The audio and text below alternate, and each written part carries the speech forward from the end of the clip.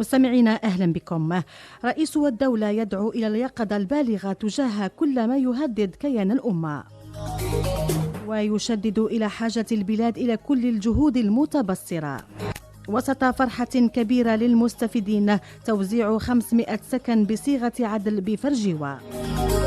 ووالي ميلا يكشف عن توزيع 1200 سكن عمومي إيجاري نهاية السنة.